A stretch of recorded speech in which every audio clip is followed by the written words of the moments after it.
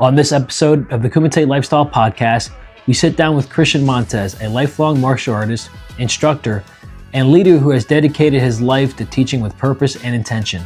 From growing up with inspired by martial arts legends to navigating the evolution of Jiu-Jitsu from the early days to today's modern culture, Christian shares what it truly means to be a teacher, not just a black belt.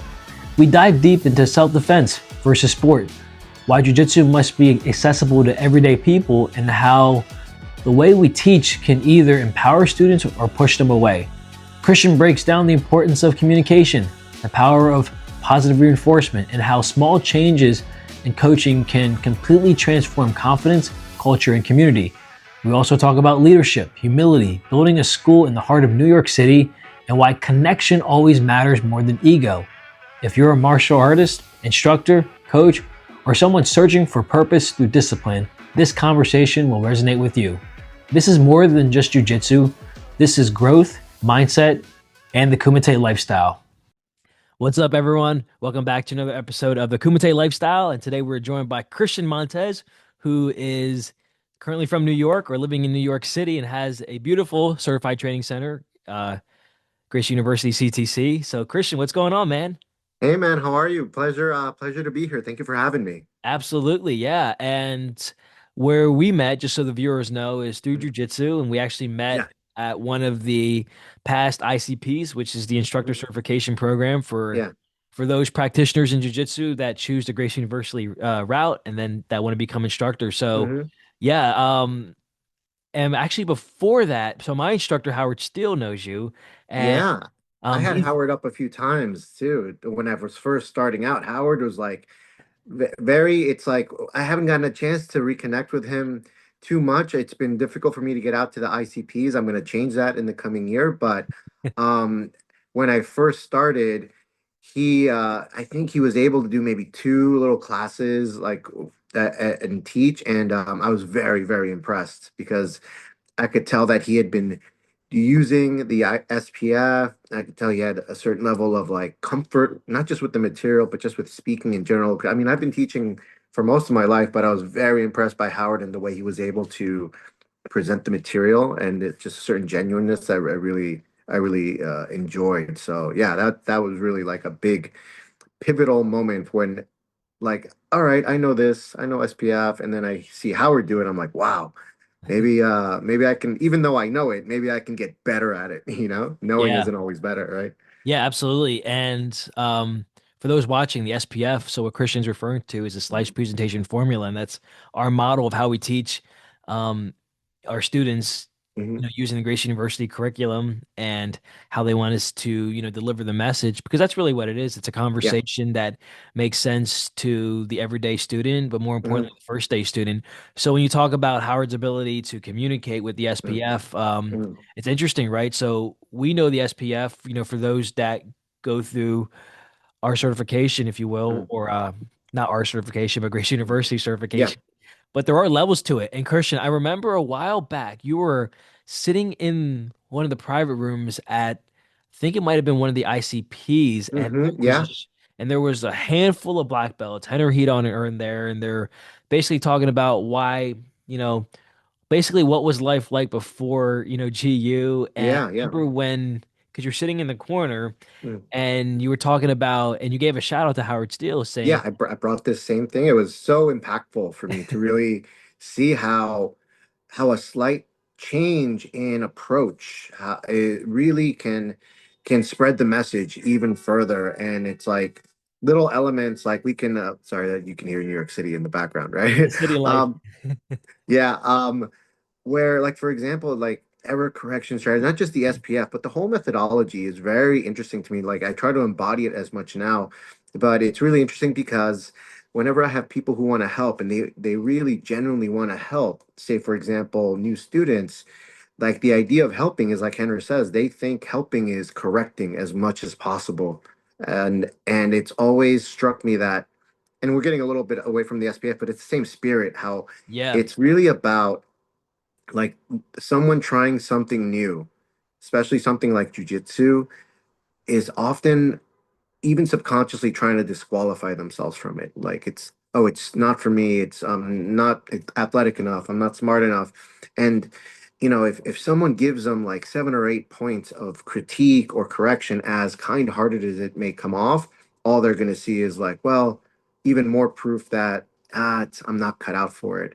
So I was very influenced by that and by the whole like, somebody does a technique, a student does a technique 60% correct and 40% wrong. I do this with my guys too. Like, what do you focus on? And everyone's like, yeah, you gotta like you gotta hammer out that 40% or 70%, whatever it is. And then when we're like, no, what you should do, or what we want you to do, is we want you to expand on the 60 or the 70, because then the interaction is positive. And at the end of the day, it's always going to get whittled down to was this negative? Was this positive?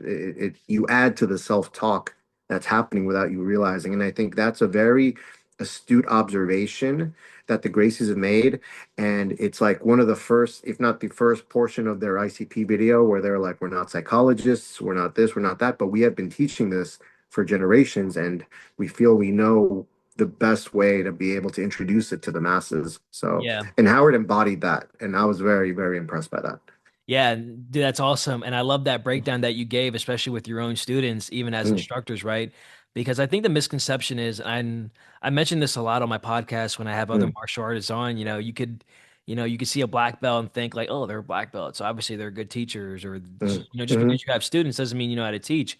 So now that we know how to teach in this specific way, man, I don't, it's kind of corny to say, but I don't know life without the SPF. So now, because you can use yeah, the SPF in anything, man. You can use the SPF to make peanut butter and jelly sandwich, or how to. sure. I think Tom Chuckarell said you can. I think he Teach a daughter how to parallel back, park or something. yeah. Yeah, yeah, yeah. So it's I crazy remember how that. crazy how it just it transcends. And other guests I've had, especially ones that do jujitsu, they use jujitsu in all facets of their life. So it's interesting Hmm. Yeah. how Henry Hedon have like kind of used the pivot principle and more just a connection to Hmm. get that to all the masses, like you said. So Yeah. that's great. So Christian, how long have you had your well, actually, before we get into your certified training Hmm. center, because I definitely Yeah. want to give some clout to New York City. And Yeah. actually, I was just in New York, and Yeah. it was funny because I was there with some friends, and I called you up. I FaceTimed you. I Mm. was like, "Hey, man, I'm in the city," and I knew it was going to be a gamble because Okay. I always forget. Like, I know that New York City's busy, especially this time of year, but you don't really know the magnitude of it when you're actually the city and you're just walking, you're elbow to elbow. And that was during the day. And I took your advice. We Yeah. went to Times Square, and dude, Yeah. Times Square at night is beautiful. So, Mm. um, actually, I'm curious, Yeah. because I don't want to lose my train of thought. Yeah. Yeah. How the heck do you navigate through that busy city, or like, your students? Mm. Like, where do you guys park at, you know? Oh, so this is the thing. It's no parking culture, right? So I have a car. My wife and I just moved to Hoboken. We love it. Before we were on the Upper East Side, I would keep the car with my folks in Queens, where I was raised. I was raised out in Queens, and that's different. That's not the city. Yeah. Um, so different neighborhoods, outer boroughs, you're able to have a car, but in Manhattan, I mean, you're gonna have to pay like a lot for parking or garage.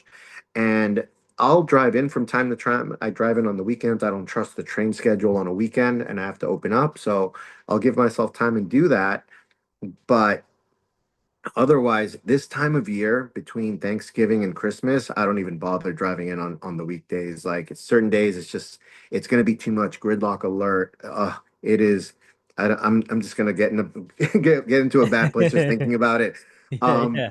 yeah, like so it's not always like this because it's the holidays and it's like major tourist central right now, but there is a certain vibrancy to the city, and then you can navigate it. You can come in on certain days, you can park a little further extra. You're gonna have to pay for that, but if you need to, if it makes life a little easier, then sure. But I mean that's kind of the trade-off, right? Do Of being most in of the your big city. students like drive in, or do they like find a more more efficient way Oh for no, them to do that? I don't think anybody drives in. I'm not. I would even doubt. I even doubt most have cars, just because this is such a pedestrian city. Like, the nice thing about being in Manhattan is this, as a CTC owner, as a school owner, is that I of course have people that live nearby. Like sometimes where do you live? Oh, like I'm right down the block, or I'm right down the street. Like that's cool. And then I have people from all over the city, but the nice thing is that they work nearby because Mm. I'm right by Grand Central. So sometimes it's easier for them to come right from work before they go home. Because if they go home, they're just gonna have dinner and then hit the sack. So we get both types of demographic, and I think that's a nice thing. It's there's you can talk about like saturation with businesses and schools and everything, but we have like 8.5 million people here. We're so condensed. Oh my It's just a gosh. matter of catching. Like every Yeah. now and again, I'll just look at a building. I was like, if I could get a fraction of anyone in that building, we're good. You know what I mean? And it's just people stacked up on layers and layers. Yeah. So there's the pros and cons, but that's one of the pros. Yeah, like I feel like there's just endless opportunities in that city, and Yeah. like I love how you kind of, just said just now if you had just a fraction Yeah. of a certain building or a certain not space, but just people, if you will. Hmm. I haven't had a chance to visit your CTC, but I've seen pictures, and I know when Howard was out there, he said it was kind of like a very miniature version of Grace University. So I thought that Yeah, was very pretty. miniature, very miniature. But yeah, we're going for that motif for sure. Absolutely. Yeah. So before we dive into your school and what that encompasses, let's kind of go back in the past. So when did you Yeah. get like when, because I know you do like other martial arts, but so Mm. like tell the viewers, when did you first get started with martial arts? And I Okay. always like to know the why behind it. Okay. So I've always liked it, and just watching my dad would have me watch Rocky, and we watch Karate Kid and stuff, and it's just like, and I was never thankful I was never bullied too heavily. Sometimes people pick on you and stuff, but I always, I think I was a funny kid, so I always had friends, but every now and again something would happen, and I watch Karate Kid. I'm like, that's cool. I want to learn that. My dad was a huge Bruce Lee fan. He's still a Bruce Lee fan. Like we'd watch Enter the Dragon, we watch all the. I'm like, I want to do that. I want to, So, and back in the 80s, really all we had was like Taekwondo for the most part. So I would just do a little bit of that, and it was fun. And but I was very particular. Like I would, and this is pre-internet, pre-social media. I remember waiting every year for the new Yellow Pages to come out. Well, you can explain what the Yellow Pages are to your like Yeah, the yeah. audience, but basically I would go to the karate section because I realized everything was just funneled into karate, and I would just look at the ads, and it would be like surfing the web. I'm like, and then just daydream. I'm like, look, oh, this is too far away, but this is here, and this is, and just like, oh, and the cool pics. I'm like, I'm just a kid, and maybe my parents couldn't afford it or wouldn't be able to take me out there, but I always like would fantasize about it. Um, and then I started reading magazines and stuff, and I was really into Bruce Lee. I'm like, I want to learn, I want to do what Bruce Lee was doing. And Yeah. eventually, there was a school, Jeet Kune Do, a school that opened up. It was actually pretty far. I had to take two buses, full route. It almost took like an hour and a half each way, like as a kid, at 14. But I wanted to do it. And then when I went in, like it really was. The instructor's like, we are unlike anything you've ever seen. And at the time, he was right. Like I saw focus mitts, I saw boxing, I saw C-lot, guys clicking sticks, doing Filipino martial arts. I saw a little bit of Muay Thai. I'm like, whoa, this is awesome. Like it doesn't look exactly like what Bruce Lee was doing, but it's still amazing. So I just fell in love with that. I threw myself into that for maybe a little bit more than I should have in high school. But I think that's not uncommon with people that find martial arts there. And then I kind of stepped away from it. I got to like, oh, I got to do better in school. I got to go to college, and that those few years where I didn't have it, like, so I trained maybe 14 to 16 or 17, just 3 years. In that time, I also met a friend. The school was adults only. You had to be 15 to join. I met another 15-year-old, and when we did pad work, his boxing was awesome. I was like, whoa, like how long you been training here? He's like, oh, my boxing, like I go to the PAL. Like, what's the PAL? Police Athletic League, the 110. I'll take you. So in Queens, it used to be Shea Stadium, now where City Field is, where the Mets are, and then Arthur Ashe Stadium, tennis stadium. So the police athletic league is just like a gym where like for kids and everyone, and run by a former cop, former pro boxer.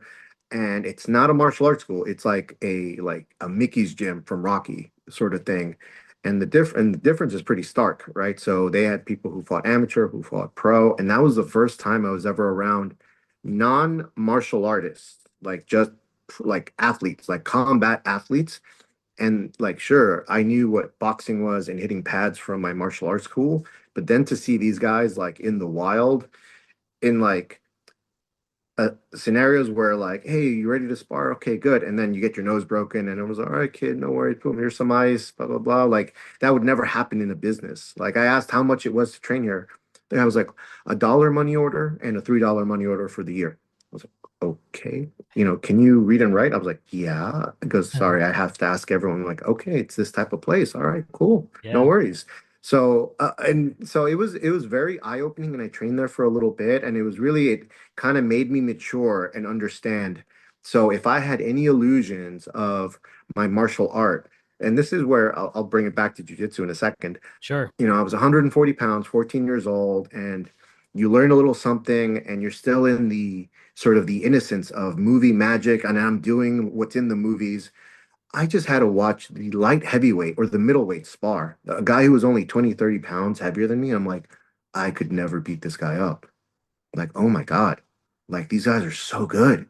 Like, and then it almost disillusioned me a little bit with like, like the, chop socky sort of stuff. And I'm like, oh man. So I guess I should just get better at boxing, right? And in the interim, the UFC happened. Yeah, And once you saw Hoist, I had already heard of it in magazines, but we couldn't see it, right? There's no social media, but people are like, yeah, he just enters, they clinch, they take you down. It's not like interesting. It's weird. And everyone's like all about it. And my dad recorded it. I was out with friends. He recorded it. We watched it together. November 12th, 1993. And he yeah, was like, whoa, you got to see this. It's like real. And then I watched it, and it was the most anticlimactic thing I could have ever, like, I was expecting to see like best of the best spinning kicks and whatever, right? And then I look at him like he's just like laying on him. And my dad's like, no, no, watch, look, he's going to choke him in a second. Oh, he was so stoked. He's never done martial arts before, but he grew up in Peru. He had 9 brothers. He's, been around, seen this and that. And he's like, son, that's real. That's what a real fight looks like, you know? And I was like, huh, interesting, right? And somewhere along the line, like, I was never a great student, but more so because like I didn't find what I was passionate about. And the last thing I knew I was passionate about was martial arts. mhm, And I was just kind of trying to do college, trying to do city college and Baruch. And I saw a poster with Bruce Lee's face on it randomly. It's just like, I'm like, what's this? And the Jeet New York City. I was like, whoa, this new school's open. So I go to the school, and I get back into it. But now it's post 93. So the martial art world was before 93, and then it's post Hoist and UFC 1. So they started offering jiu-jitsu or some form of grappling. And I'm like, I want to try it. I want to do it. And the first time I did, I was put in someone's guard. I put my forearm across their throat because I figured that's a good thing to do. And the next thing I know, I'm tapping, and it was a triangle choke. I was like, what? Oh my God. And this person wasn't even like a blue belt. They had been there a month longer than I had. I was like, yeah, this is crazy. And this is and I think I was maybe at that time, maybe 20, 21. And this is such a 21-year-old thing to say. Like, oh my God, I've wasted my life like just learning striking. Like, you know? So I'm like, I gotta learn this. I gotta learn this. And I was not a natural at all, but that's where I started. It was doing Jeet Kune Do where I got the opportunity to teach. And I know this sounds corny, but the moment I taught, in my head, I was like, oh, this is what I'm meant to do with my life. Like I knew right away. Like I love martial arts, and I wanted, I'm young, I want to compete, I want to do this, I want to do all this stuff. But somewhere deep down inside, I'm like, that's all good, but you're really on earth for this. yeah, So that, and then that led to conundrums later because I'm like, all right, I'm going to teach Taekwondo. This awesome. I'm credentialed. And then all of a sudden I'm like, wait a minute. I really love jujitsu, and I believe more in jujitsu. So I want to do this, and I'm credentialed here, but I'm only a blue belt here. And so I just like, you know what? I'm not going to wait. I'm not going to go to another school. I'm just going to do it. And I just started teaching like and fighting and competing like as a blue belt, and just kind of like worked my way up through that. So it was a longer journey, but I knew I wanted to teach, and I knew it was jiu-jitsu. It just so happened that I hadn't had the time in. So, yeah, there are CTCs owned by blue belts, and I tell them anytime I meet them, I'm like, I empathize. Like I was there. I was yeah. teaching right next to Henzo, right next to Marcelo, I was right next to these guys. And so just stay with it, be true to yourself, and you know like treat your students well and just, do your thing. Absolutely, man. And I love that you just shared. Thank you for sharing all that. And there's so much to compact there. But ultimately, what I'm hearing is from the Yeah. time, even before you started, you were a diehard martial artist fan. Oh yeah. And you mentioned the Yellow Book, bro. It's been years since I've seen when I was 6 years old, and I Yeah. remember seeing those too. Because for those watching, if you wanted to contact somebody or just know where a Any vacation business, right? Yeah. any business, right? You'd have to look in this big, thick yellow book. And nowadays, like, have you seen those Guinness challenges where people like rip them up because they're Yeah, yeah, so yeah. thick? That's what So that's all they're good for now. I exactly right. But back then it was like the way that you could that was kind of like the version of social media. Like you had to open up a Pretty yellow much, book. right? But Yeah, yeah, yeah. I love how you said that you were looking at some of these ads and you were kind of starstruck and kind of I think Yeah. even before you even started, you kind of knew like, man, this is what I want my life to be like for the best version of you at that Yeah. time. And then you're talking about how you were exposed to different types of martial arts. So really, in a sense, Christian, it's kind of like a precursor. You were kind of like an MMA enthusiast at the time, even before the Yeah. UFC started. And then, of course, you talked about Hoist, and man, like I've heard like whether it's Howard telling me that like this Mm, story about '93, but every mm. mainstream martial artist that's been around for quite some time, they reference Hoist in some way because you have to Oh yeah, that because he changed the game oh for my sure. goodness. And then like Jiu-Jitsu came about, Mm, and I remember when I started Jiu-Jitsu officially in 2015 hmm because Howard had just split from his ex-business partner at that time, mm, so he was going off on his own. So I remember jiu-jitsu was popular, but it wasn't as mainstream as it is now because I feel hmm like jiu-jitsu is now pop culture. So it's Sure. fascinating when you started, or even kind of in the early '90s, where Mm. no one kind of knew about it. So I'm curious. So like how would you describe jiu-jitsu back then to someone that's like, oh, that's so weird. It's just two guys Mm. on top of each other. You know what I mean? Yeah, it is difficult. It's like you just had to, I think at that time, if you weren't a die-hard martial artist, it was like it's kind of the way like nowadays it's a professional sport. So like say for example, this is what I used to say to people like when I was growing up, every kid knew for sure they were going to be a baseball player. They knew they were going to grow up and be in the major leagues or basketball or whatever it was. And now that's replaced with like UFC. They can grow up seeing that and being like, I want to be that type of an athlete. When I was younger, it was baseball, it was whatever major sport, and then only if you were into fighting. And that's not to say that if you were, getting into street fight, it was more about wanting to understand what was real, what was not. So like, for example, like when I did even as early as when I did Taekwondo, right? There was a kid there who was an upper belt, upperclassman at my junior high school. I'm like, oh, hey, you go to the same school, whatever. And cool kid, do axe kicks, spin kicks, this, that. And then I saw him horse around. They were kind of getting into it with another kid, and the kid put him in a headlock, and he was stuck. He couldn't get out. And I didn't like that. I was like, wait a minute, this kid's supposed to know how to fight. So like, even then, just the seed of like, this is real. And then that's what the Gracies were always telling us. Like you guys don't understand what's real. And I tell my students and people for the most part, it's not a bad thing to not understand what violence really looks like. Hopefully not. Hopefully you're not around that. Um, and the only way we get exposed to that is entertainment, media. Nowadays you can see crime, you can see this, you can see that, but like for the most part, like we see it in movies, we see a caricaturized version of what a fight might look like. And usually it's flashy. It depends on what medium you're taking in, but it's often not realistic, Yeah. right? And it was like a hard pill to swallow. And it was basically like, especially in the Jeet Kune Do world in particular, it was like a line in the sand. Like you guys say you're about fighting. Well, this is real fighting. And you can trace back probably I think even someone like say Chris Howder, who's like a Yeah. legend, he's a Jeet Kune Do guy. Jeet Kune Do guys, if they're really about it, you followed the path, and the path at that point was illuminated by Hoist in '93. But then we also had people who I feel felt like I've invested so much in this, and you kind of got trapped, like a sunken. cost fallacy, I think it's called.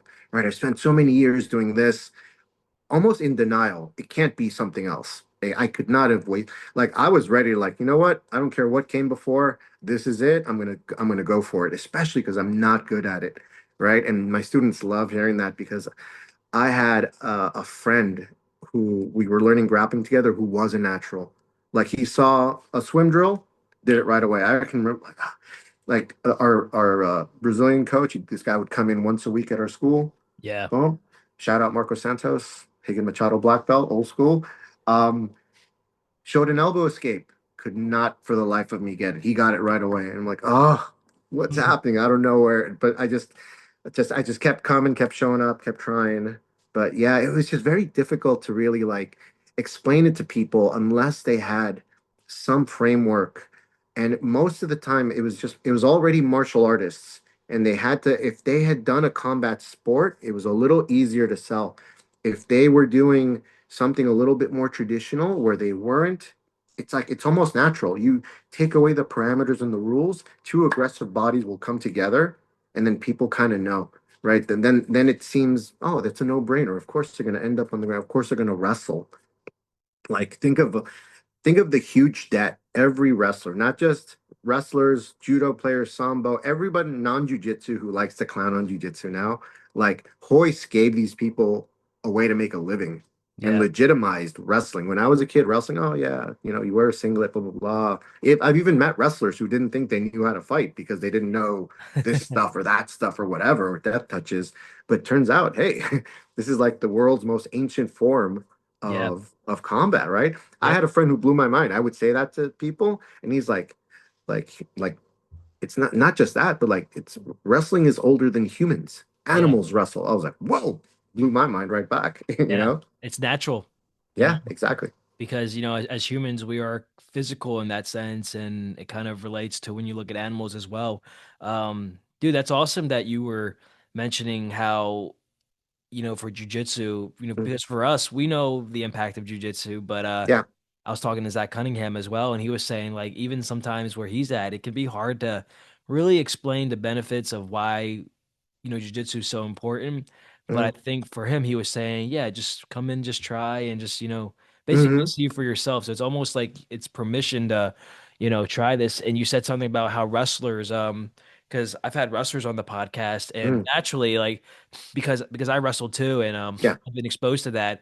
You take any decent Division 1 wrestler, Hmm. they're gonna be just fine. It's They'll not be saying, fine anywhere they go. Yeah. yeah, because it's not saying that they won't get knocked out, because of Yeah. course there's the whole punch protection that we really Yeah. enforce when we're teaching combatives. Yeah. But you take someone that's like physically, more inclined to be a little bit more aggressive, they're going to Mm. be better off against someone who's more reserved, and that's really what the difference Sure. is, because Yeah. I know because I started with karate. Hmm. And I don't know if it's a little bit of imposter syndrome, Christian, but Hmm. I used to say to myself, like, man, like I'm good at kata, I'm good at sparring, Hmm. like Hmm. like within like rule set, but Yeah. how would I fare like someone like in New York City is actually going like balls crazy and they're trying to Yeah. hurt me? I don't Hmm. know. So jujitsu for me was kind of the gap that I needed because Yeah. I understood, well, one, most fights can be avoided, right? Hmm. Sure. So let's just be real about that. But Hmm. if I can't manage distance, I can be all the way Hmm. in. Yeah. And so I was teaching clinch the other day, and I said, Hmm. guys, when you watch boxing matches, what do they do when they get tired or they get clipped? Yeah. I say the same They thing. Yeah. clinch. Yeah. It's crazy. Yeah. And I'll tell them like it's so effective they have to pay a guy to just stand there and separate them. His only job really is to make sure that we can see blunt force trauma by separating them from the clinch. If not, it just keeps going. So when I say Yeah, that, they're like, "Yeah, you're right. It's valuable. It's natural. It's awesome." Yeah. absolutely. So, speaking of teaching the clinch and Yeah. combatives in the Gracie University Mm, curriculum, tell us mm. like when did you decide to become a GU certified training center? Oh, that's great. So I've had a school. I was teaching on my own, just jujitsu since like 2003, renting space out of, a place called Fight House until eventually I was able to get my own brick and mortar school in 2006. So next year my academy turns 20. And It's ups and awesome. downs and different versions, focus on MMA, then it was no gi, and then I've always liked to do a little bit of everything, kickboxing as well. But we were kind of hitting like a plateau, Mm, right? And again, and I was like maturing as well. Like in my 30s, like I would do competitions. I would want my guys to do competition. We'd all compete together. But as you know, that's competition is great, and it fades but though. it Yeah. fades, and it also is more exclusive than it is inclusive. Not Mm, everyone will want to, and not everyone can. Um, so, and as I got older, like I said, I would always be like, yeah, you're a teacher, right? Like, I just wanted to share it, jujitsu, with as many people as possible. And I would look at like the attempts or when people try to show, let's say someone who's just completely sport oriented, like they love it. And I would really think deeply about it. I was like, what's happening here? Why isn't it connecting? And when someone loves something, if you just like want someone else to love it, there are a few steps you're missing, yeah. right? People like you cannot love something if you don't appreciate it, right? And then there's no appreciation without understanding practicality, Yeah. right? So the best example I can give, and I say this all the time, is with my wife, right? Back then she wasn't my wife, but doing kickboxing, and we're together and we're hitting it off. I'm like, I can't wait to show her jiu-jitsu and share this, so same thing, like when I met my wife, like I knew right away, right? First date, I'll marry that girl.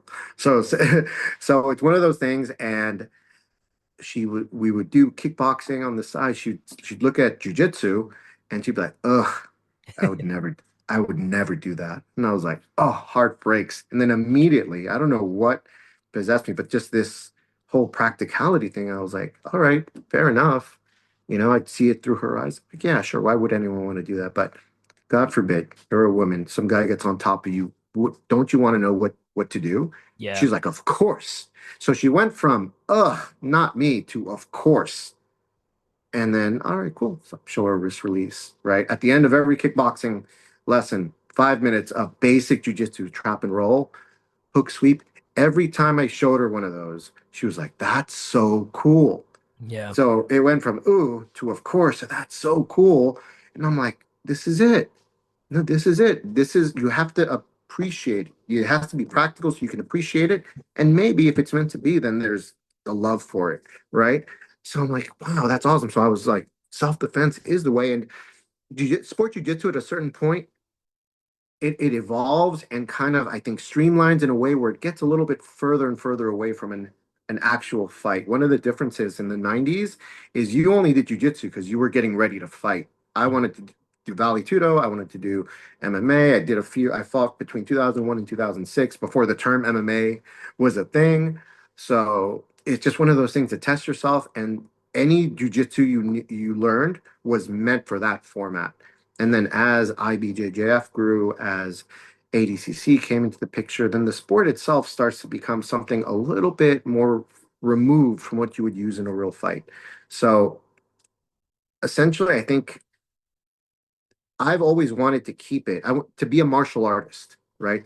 I want this to be about fighting, but not because we're brutes, but because that's what the art is about, right? And yeah. the sport is a facet of the art that is meant, it's like what we do in peacetime to get better, right? Like the Olympics, like that's how athletics come about. So I always wanted to keep that. So I was like, self-defense is the way. People will understand it better, and then you give them a shot. Everyone at least has the right to learn how to defend themselves. And then this opens the door for so many people. And then I was on that kick, and then I'm watching these Henry, and I've been watching Henry and Hedon for a decade, and then it finally hit me. I'm like, that's what these guys are talking about. Like, why am I going to reinvent the wheel? You Yeah. know? And the more I actually delved into what they were actually preaching, I'm like, yeah, this is it. And then all it took was like, but I got to meet him first. I got to meet him. I got to train him firsthand. And then lo and behold, Henner Super Seminar in Maryland with T City. I'm like, I'm there. And if he is at all cool, if it's like legit, and he was awesome, the seminar was incredible. I'm like, hey man, I want to be part of this, So that's it. That was about, I think, 2017, 2018. Where in where in Maryland was that? Was that at a CTC? Was that at Baltimore? I think no, I think that was Mike Moses's place. Gotcha. Yeah, I Okay. think it was a different place. Yeah. Nice. So I'm not sure what part of Maryland that was, but yeah. All good, all good. Yeah, Yeah. so that's awesome that you saw that vision, meaning like Yeah. because you're teaching your wife jujitsu, and Mm. it's interesting how she was kind of on the fence about it, saying, Yeah. not for me, because a lot of people they already discount themselves as it is, Yeah, for but sure. you were doing something maybe without even realizing it at the time. It was the way you framed it, and Yes. that's so important because Yeah. I think you posed a question. Well, don't you know, don't you want to know what to do if someone's on top of you or someone's grabbing you? Of Yeah. course, everyone wants to know the answer. But the problem is if you show someone a video of two sweaty guys grappling or Yeah. whatever, like all like mentally we're like, why do I want to Ex do that? So, exactly. but when you frame it as in like, guys, imagine that you're walking in the city, someone Mm. grabs your wrist, because now they're thinking like, oh, I live in the city, I walk in the city, That and could it's happen. great. Yeah, Yeah. so it's how we communicate that. So no, bro, that was Yeah. awesome that you were able to take someone who was not necessarily a non-believer, but to Mm. kind of have them jump over that hurdle, if you will, Yeah. and then they realize it's like, man, like I wish I had this much sooner, you know? Yeah, yeah. And now she's a two-stripe blue belt, done ICP. We teach women empowered twice a week together, which is awesome to be able to do with your spouse. It's Who like, would have thought though, you know? yeah, right, exactly. So it's like it just I'm like, wow, that's exactly what GU is all about. And I've said this at Yeah. ICPs, you know, there is no other, and I haven't met everyone, but I've been around martial arts for a while now. I've been around jiu-jitsu for a while now, and there are no other people and organizations that genuinely want to spread jiu-jitsu to as many people as Henner and Hiron do, and do. Most people have no idea the amount of work that it takes to do that, or the initiatives. And I went to, I was part of the team that went to the Dominican Republic to do the GST as well, and everything involved in that, and Safe Rap, and all the efforts to really spread jiu-jitsu to the people that need it most. I'm very humbled and impressed, and just very thankful and grateful to be part of an organization that is is very forward that way. Absolutely. And it just really goes back to doing the right things and Mhm. spreading that love and spreading that positivity that, Yeah. that we've been so, blessed and grateful to be around and then sharing that knowledge. So you meet Henner Hedon, I'm sorry, so Hmm. you meet Henner at a seminar and you decide to Yeah. go like, hey, like this is what I want to do. Yeah. So tell the viewers that might not know, what is that process like to become an instructor? And more importantly, Christian, Hmm. how did that change your whole perception of martial arts, teaching, business Hmm. after the fact to where you are now? Because I think that's important because you start with something and you Hmm. see the end goal, but if you don't leave better than you did uh, Yeah. as before you started, then it's almost Hmm. like what was the point? But obviously we Yeah. know that like huge, substantial Oh amount my of goodness, efficiency. yes. Yeah, like I would have a fundamentals class, a beginner's class, and I would teach it, and I'm the head instructor. And we'd have six, eight, maybe 10 people.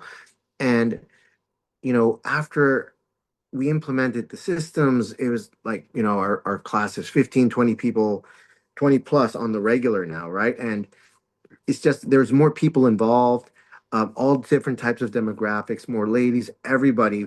I look at people and I'm like, we 10, 15 years ago, this person may not have been able to stay this long, right? Or maybe they wouldn't have been as comfortable, or maybe they wouldn't have gotten the bug, the way they do now. So that goes to the structure, the culture, and it makes me really happy. Like obviously, the more people, the better for business. But if this is something that feeds your soul, if you know that this is how you get your fulfillment, you want to see everyone happy through jujitsu. Like it's good for different people for whatever reason, whether it's for stress relief, whether it's for fitness, whether it's for just a community that come to depend on by coming in so regularly.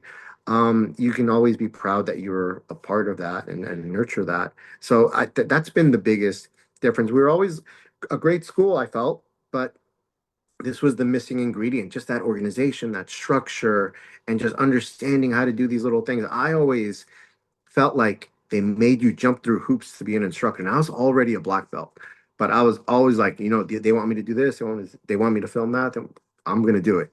Like I'm gonna do it because I believe in what they're doing, and they obviously know what they're doing. So I've never had trouble humbling myself to do so. Whereas more than a few times I have had other school owners ask about it, be curious, and when I describe the process, bit by bit, it let me just say, like, sometimes organizations in the jujitsu world is like, bring me out for a seminar or pay this fee, and here's the decal of our organization, and that's it. It's like a handshake deal. Yeah. And that is not, and that's what sometimes that's what some people are expecting to hear. Like, how much did it cost to just be able to say you're part of them? I'm like, It's not that's that. not even the beginning of it. Yeah. Like, I had to submit videos of my like physical techniques. I had to submit videos of me teaching. I had to, correct them and go back, and it takes time. And I really respect that, right? Because that means that it's not just like, it's like Henner says at the ICP, a lot of people wanted to be in this room. And just because you do jujitsu doesn't mean you're meant to teach jujitsu.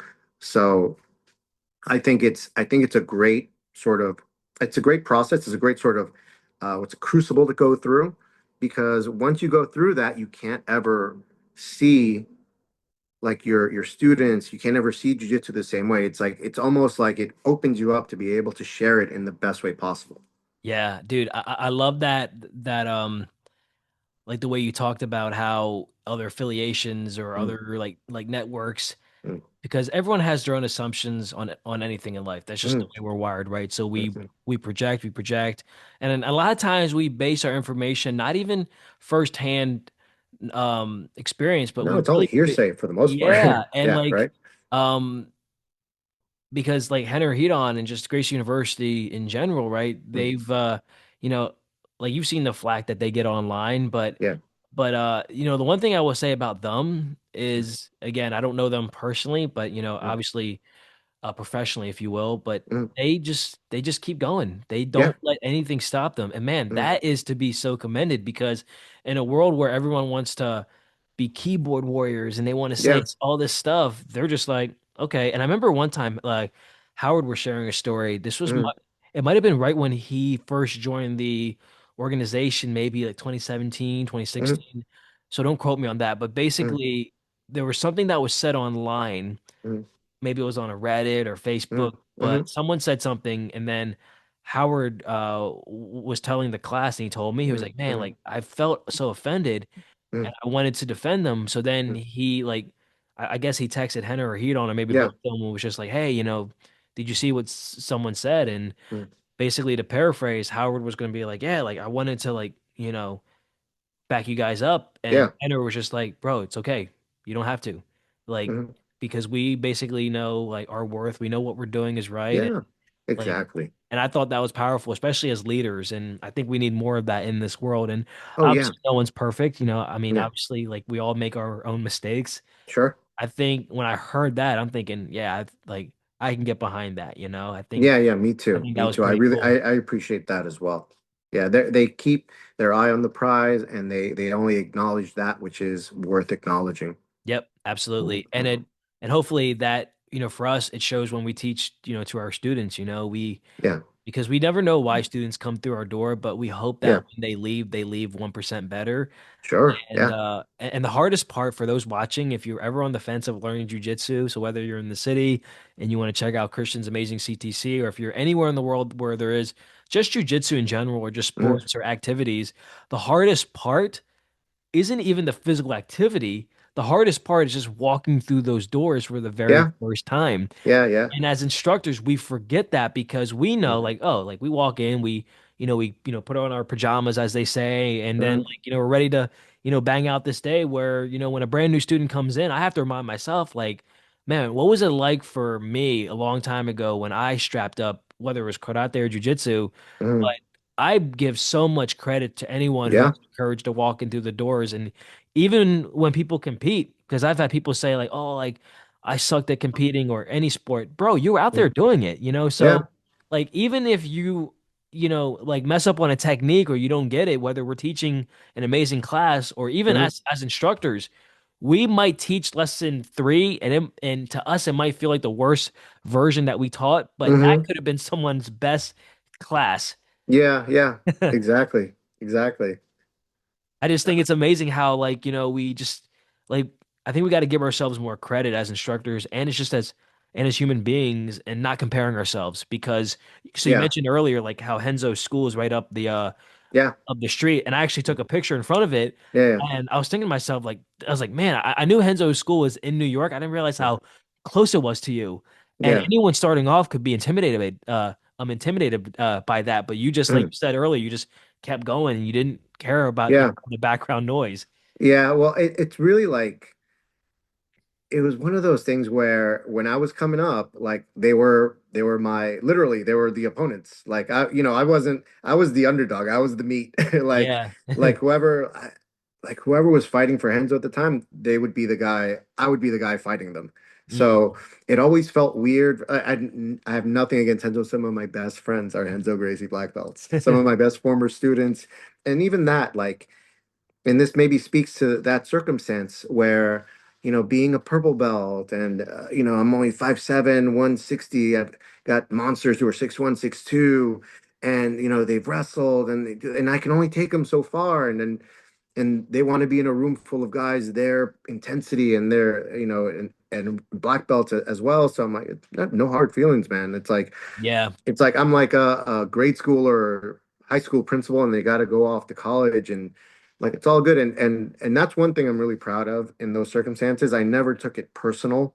It's like I always want what's best for my students, and I've always maintained really good friendships with these people, and that's I think something I want to always kind of keep. And I feel like I've done a good job. And I would always stress to anyone else to try to keep those connections, try to keep those relationships because, jujitsu means a lot to us. But at the end, it's just jujitsu. Like if you're really connecting on a personal level, there's so much more that you guys can connect and actually, be actual friends, right? In that Yeah. regard. So that never stood in my way. I always like, all right, gotta humble yourself, and maybe down the line you meet again, and your friends, your black belts, whatever it is. And that's always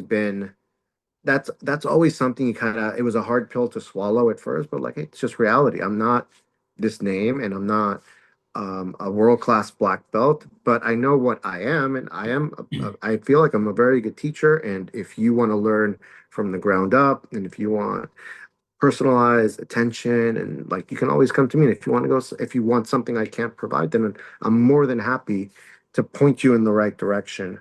I had a mentor, Matt Thornton. I was with the Straight Blast Gym for some time coming up, and I've heard him say this, and was really impactful too. Like just to have, because sometimes you come from a toxic culture. Sometimes in Jeet Kune Do, you would have that where it's like, Yeah. you can't betray us and go somewhere else or learn from someone else or do this and that. And I heard him say once, it's like every parent wants their child to outdo them, right? And he goes, I would go so far as to say a parent who doesn't is mentally unwell. Like Mhm. who does not want their parent to undo them or to not to outdo them? And for you to be a coach, it's almost like you're a parent. Like Yeah. every coach should want their student to eventually be better than them, Yeah. right? So I always thought of it that way. I'm like, yeah, if I am being legit about this right now, I want the best for you. If that doesn't mean you're here, that doesn't mean we're not friends. If you want to stay friends. So Yeah. I've always like really valued that over the years. Absolutely. And just connection, like you said, and something that I've learned, and it kind of resonates with what you just said, Christian, is Mhm, as great of an instructor that we are, and and mhm, obviously we're continuing to, mhm, hone in our craft, but mhm, as amazing as people or instructors or whatever you want to consider us, mhm. we might not be the teacher for everyone, and that's Yeah, okay. that's okay. And Exactly. and sometimes that's tough because I Mhm, think, I've learned that what separates an academy from a cult, it's a very fine line, mhm. is how it's run by the instructor. Yeah. And I've seen it done both ways, and it's Oh, me too. it's Me very too. Yeah. dangerous. Yeah. It can be dangerous Yeah. because it's like it's like pe people look at, or they should look at, their instructors for Mhm, guidance. mhm. Because sensei in a karate term doesn't necessarily mean instructor, just means guide or path. So Yeah. we're senseis in a craft where Mhm, we've just been there a little bit longer. But mhm, yeah, I think a lot of times we look at certain mentors or idols, and that mhm, goes back to, like, it's almost like Henry says, never mhm, meet your idols because you're going to be disappointed. But mhm, same sense as instructors, mhm. where I don't want people to look at me like as this, like I'm higher than them.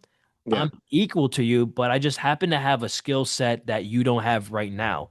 But Yeah. bro, we teach doctors, we teach police officers Yeah. just like you do. So Mhm. if there's ever a time like going back to connection, like you said, and I'm glad you said that. I use the connection principle daily where if I have a question on, let's say, taxes or something like that, if we have a Yep. student that's master at that, why wouldn't I use that, you know? Yeah. So I love how you said you don't want to lose those connections Yeah. or burn those bridges because you just never know what the future has in store. Yeah, yeah. That's one of the blessings I think of what we do is that we have such an incredible network of people. And sometimes you forget, like sometimes, you know, it's you don't want to be too well. It's just more like, hey, what do you do? I'm like, oh my God, you're a PhD. Oh, you do this. We do like, wow, Yeah. that's awesome. Like you forget, like because sometimes the talk is all about, oh, how was your role? How was the jiu-jitsu? How was this? How was that? And you don't want to get too personal, but it's like, oh wow, you've climbed Everest. Oh my God, Yeah. you've done this. You did, whoa, that's great. Like, and you actually get to like know people and just appreciate what's out there and who's in your circle and and to your point, I've seen it. I have had, I mean, sometimes you have mentors where they are the example you want to follow, and sometimes you have mentors where you're like, if I do the opposite of everything this person is doing, I'll be a good person. So I like I said, I've had both, and I am very averse to any sort of cult of personality, any sort of like putting me up on a pedestal. Like, what should I call you? You can just call me by my first name, but if you must call me something, call me coach because it's a Yeah. job title. It's not an honorific thing. It's what I do here. I'm here to serve you. It's a mutual, we're mutually benefiting from each Yeah. other here on the mat. So yeah, it's important to stay grounded that way because sometimes things can be skewed if left unchecked. There is a certain gravitational pull to like wanting your instructor to be something. I'm like I'm just a dude, man. I'm just an Yeah. ordinary guy, Yep. right? And I'll always try to I think that's when you get called down to earth. Oh, they're very down to earth. Like, yeah, because if not, then like, then you shouldn't be looking up. You know what I mean? Like we're like right here, we're together and we're here together in this. I've just been doing it a little longer, Yep. and it's my job to help you get better, right? And Absolutely. provide you a place where you feel safe enough to do that. And then the rest is just cheddar. Man, I love it. Yeah. So, aside from all those the mindsets and the principles and just recognizing the good and the bad in people, um, tell me like so what's a typical day like for you when you're Mm, teaching and like how much time do you devote to your own personal progression, Christian? So, I'm curious to interesting. know about your teaching at your school, like Okay. how you run the classes, for you, of course, and then Mm, how you continue to progress and level up. interesting. Great question. So right now. I was in a bit of a rut. I just confirmed that I have a torn meniscus in each knee, a little ACL damage here and there, Oh and it's man. I mean it's okay. It's part of I just turned 49 a few years ago. It's like at least it's catching up to me, right? Yeah. Um, I can count on like more than like 5 or 6 occasions when I heard pops. I woke up the next day with my knee the size of a melon. And I'm like, let me just ice it and just give it some time and pray a little bit, and then back to normal. So no surgeries yet, but like I said, it was a bit of a rut. And it's really funny. I consider myself a huge introvert. My wife says I'm the biggest, like, I love teaching and I love the community and it's my job. I feel like to put on a part, like not a party, but like if like you host a house party and you see like someone who's like not talking to you, you go over, you introduce, you talk. That's how I feel like Hmm. that's the vibe when I'm there. Like everyone should be having a good time. Unless they want to be left alone, it's all good, but that's where I am. So that's where I am with teaching. And I teach 2 to 3 classes, sometimes a little more, but usually 2 to 3, mixture of combatives and master cycle. Every now and again, bully proof. I have a dedicated instructor who does bully proof, but I'll jump into it as well from time to time. I'll teach women empowered with my wife. Um, I mentioned introvert because when I work out, I kind of want something a little different. So I was into running for a while. I ran when I turned 35, I just like, I don't know, there was something where I'm like, I gotta do something else, something for me.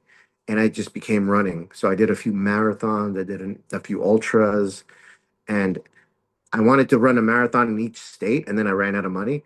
And I was like, all right, well, I think I've done enough.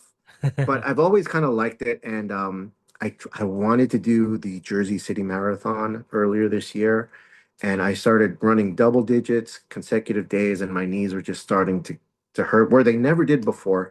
So I'm like, okay, I got to take it easy, and I got a little depressed, but I'm back to running. Like after the holidays, after my birthday, I'm like, all right, let's get back on it. And I want to be jacked when I turn 50. I want to feel healthy and strong. I run 2 to 3 miles every morning. I don't care how cold it is. I love the cold. Um, and that just sets me up for success because then after that, I wake up early. I don't know why. In the winter, I wake up super early, 4 or 5, whatever it is. Mm. In the summer, you can't wake me up until like 8 or 9. So I don't know. Maybe it's a seasonal thing, but I love waking up. It's a very, very much like a Rocky type thing. And it's like my meditation. So I've really gotten into that. And what I've realized now is like the school has grown so much that I have students in Master Cycle Blues who I've never rolled with. Like, Mm. so I'm like, oh, hey, like today I was like, hey, Adam, come over here. I don't think we've ever rolled. Like blue belt close to a striper seal. I'm like, all right, boom, and then let's play.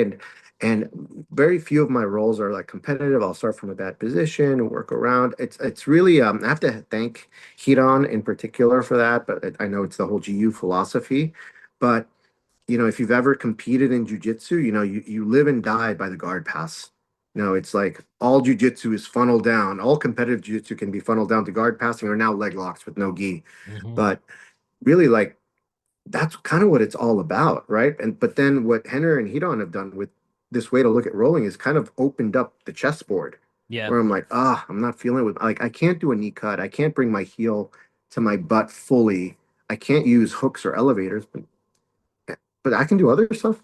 I don't know, get on top, like try to submit me, try to do this, and then I'm the experienced guy out there. Like I can keep myself safe, and I know what to do and what not to do. And to be honest, it's actually a lot of fun, like playing this handicap. I hear that's what Hickson would do, right? Like, not that I'm comparing myself, or that's what Hodger preaches. Yeah. Where, but I will say, and I tell this to my guys all the time, like I've had my fair share of gold medals and wins, and it's always been training with you guys. I've always been the better guy in the room, right? You don't need to go with somebody full intensity all the time. It's nice to have to race and see who Yeah. gets there first. Yeah. But what does Hodger do to get better then? What does Marcelo do to get better then? They don't walk into a room or typically, like say in their prime, they're like, "Where's the guy who's better?" They roll, and students I've seen who got great rolled with everybody, and they found a way. And Jean Jacques Machado said something I tell my students like, when I roll with so and so, when I roll with Nick, I roll Nick plus one. And Henry says kind of the same thing, like just ahead. And if you ever do long distance running, there are people who pace you, Hmm. right? Or you have friends. And when someone paces you, they run right alongside you, maybe just a little bit ahead, maybe just a little. But if they were to pull away, you're like, no, I can't do it. But Yeah. they just stay right there. So I love how how fun it is to be like, all right, I'm not going to use any hooks. I have to stay on my right side. So then it becomes challenging and it becomes a riddle and a problem. Like every different body is a different puzzle to solve, and every constraint and parameter is just a different flavor of how to like spice up your role or hone in on a certain skill. And again, like if it was just about competing, I remember 35, 40, like my young 21-year-old purple belts who were like really into competing in a 5 minute round, they would outpoint me and I would get depressed. Hmm. And I'm like, but then I was like, you guys going anywhere? No. All right, let's turn the clock off. And Yeah. like I roll for like 20 minutes at a time. Now, again, I roll at like second gear for Yeah. 20 minutes. Right? But it's kind of like now I kind of liken it to like a 5 minute round is like speed dating. You don't really get to know everything. It's just someone just kind of does their thing and oh, time's up. Yeah. But 20 minutes, like a metamorph type thing, you get to see once you get tired, once you get to see your technique come out because that's all you're left Yeah. with. Yep. So, and you get to know someone a little bit better when you just sit down with them in like long form sort of thing. So I love doing that, and that's more fun. So I'll try to do that as much as I can. I'm very much spoiled. I know people go to other schools, other gyms, they travel. I'll try to do seminars as much as I can when I'm able to get away, but I like staying at my home gym. I'll just, I'll just do kettlebells here if I'm going to do kettlebells. I'll do some stuff here. I'll bring people over if possible, but mostly it's training with my students, and it's one of those things where I had to be okay with training to the limit I could and be as creative as possible with it, and also maintain that connection with them because it's different if like I don't believe like we should hold this a jujitsu instructor up to the standard of like say in Reddit where they're like, oh, they don't he doesn't roll with you. Like, yeah, maybe he's got a torn meniscus and maybe he's 47 and his job title is to teach you. You Yeah. know, it's you're not you want to roll with me? Give me a few $100 for a private Yeah. and give me some time and I'll roll with you, right?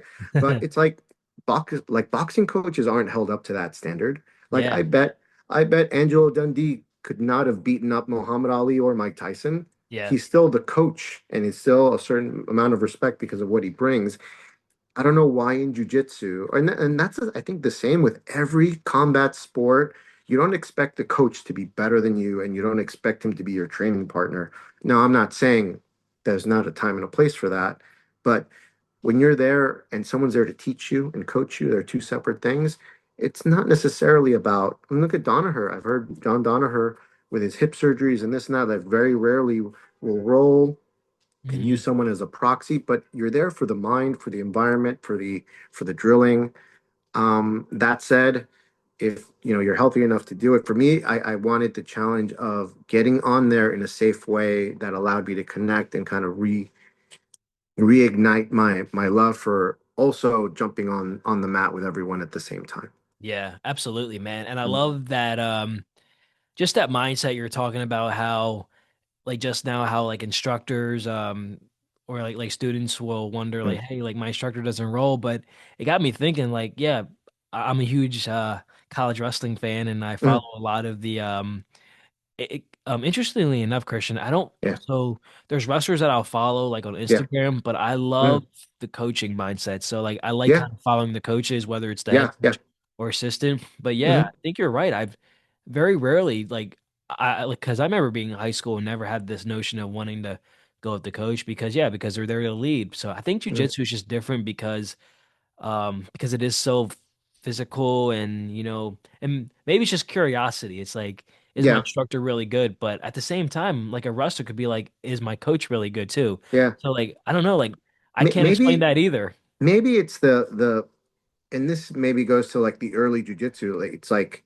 I think the Brazilian mentality when they came over, it's like at the end they had to prove to you the very like Mhm. this is why I'm the instructor. I'm going to beat like when we would have a class, the instructor would line people up and like roll with everyone in the room and kind of like prove, you know, Why like they're there. yeah, like I'm the Makes best guy in the room. So I think it's that kind makes of a sense. thing that kind of that kind of came back to bite them. Not them, but just I think maybe that could be a possible origin for it, where now people just expect it. Like I would never go to a like for example, I would never go to a seminar and expect the coach to roll with me, Yeah. right? Now, if I think if it was like a current champ, I think it's a treat and they do it. But if they didn't, I'd be like, all right, that's fine. Okay. Like it's totally cool. So yeah, yeah, it's one of those weird it's one of those weird jujitsu things where here's another one, and this I don't mind telling people this. There is no other combat sport in the world where you can walk in day one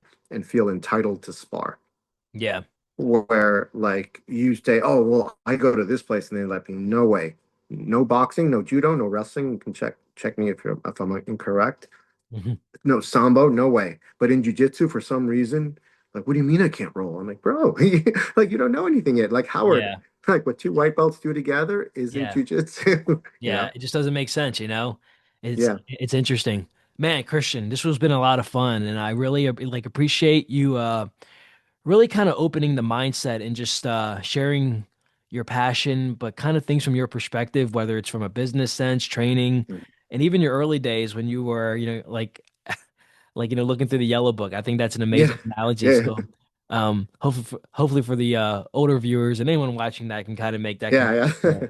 But no, like I really appreciate you just taking the time to kind of explain jujitsu, with the version of where you're at now, especially in the city Mhm. life. And Yeah. one of the things that I took from that ultimately was a few things, but the one that stands out is when you're living in the city, it is heavy, foot traffic, and Yeah, you see that when you go to I saw that, in my last recent visit to New York City, but it's cool that people find the time to train and they like, yeah, trust you. So very cool. So Christian, one yeah. last thing before we go, and I let Sure. all my guests do this, but Okay. is there any is there anyone in your life that you want to give thanks to, like, up until this point, which I'm sure there's a lot, but is there anyone Sure. offhand that you can think of that you would like to give, thanks and gratitude for? Offhand, like just one. It can be, whatever. Yeah, so maybe like 1 minute 1 minute. I mean, if you can. I think first and foremost, it's my wife. She's like very much like she will, she, she will like tell me why.